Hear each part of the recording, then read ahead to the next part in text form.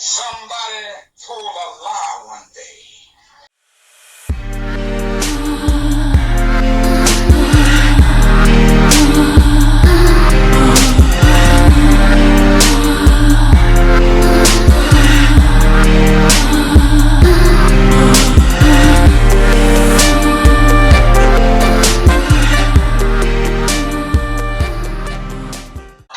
Hold on. What did you expect?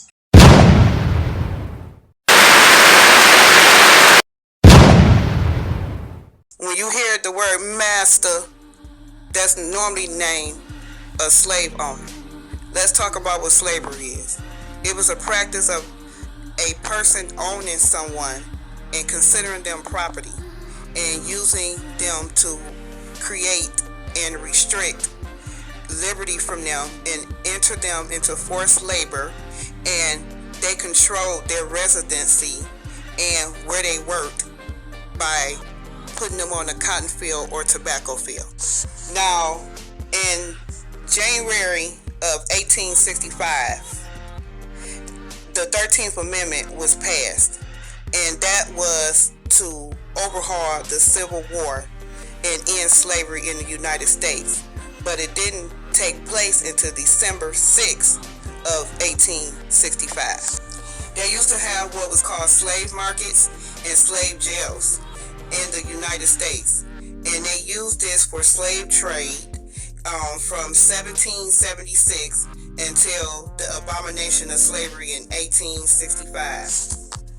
According to a professor that studies history, and he's a history professor at the Boston University named John K.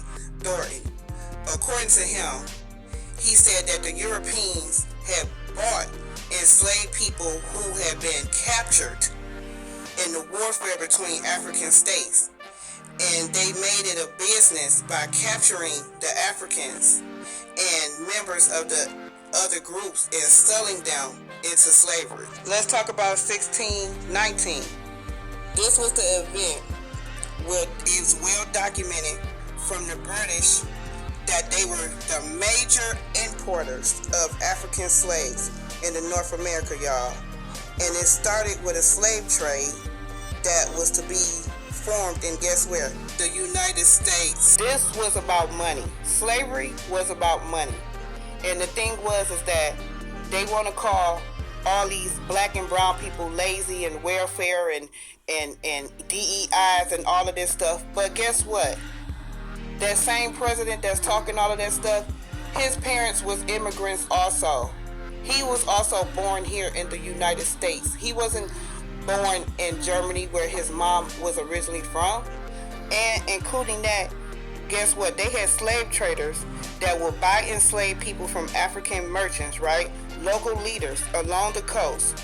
And they will inspect these enslaved people by their physical features such as their teeth, their limbs, and their joints. Are you fucking serious?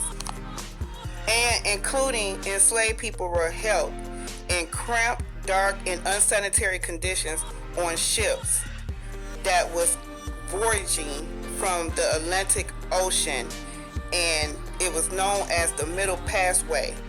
It took 6 to 8 weeks for enslaved people to even reach the destination, and then they was at high risk of dying before they even got here from disease or mistreatment or suicide. Check this out, y'all. Independent slave merchants, ain't that a bitch, did stage raids, okay, on unprotected African villages to kidnap and enslave Africans. What? The slave trade was in Europe, and the Europeans, since they talk about them so much, they should give reparations also, because they also traded slaves to the United States. And they also had a partnership with the Europeans for slave trade. Wow. They had something that was called slave pens. Now, slave pens was also another word for slave jails. And this is where enslaved people were sold or held as fugitive slaves. And while they were traveling the slave markets would place the sellers and buyers together to make a deal. Shaking my head. But that ain't even the bad part. They were purchasing the Africans in exchange for firearms and goods. Really? But let me tell you how entangled they had them with the Jim Crow mind. Even when the slaves became free in 1865, when the Civil War ended,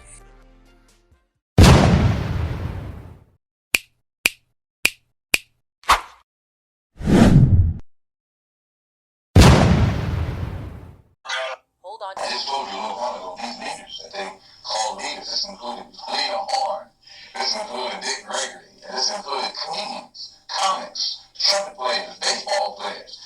Show me in the white community where a comedian is a white leader.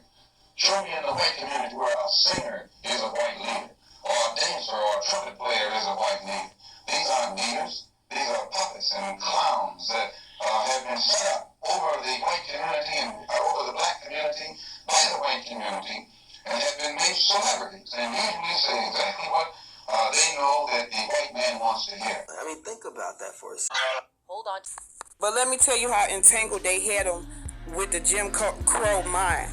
Even when the slaves became free in 1865, when the Civil War ended, they were still putting them in a position that they were going to end up either working for them on their farm as sharecroppers or being a maid or a cook.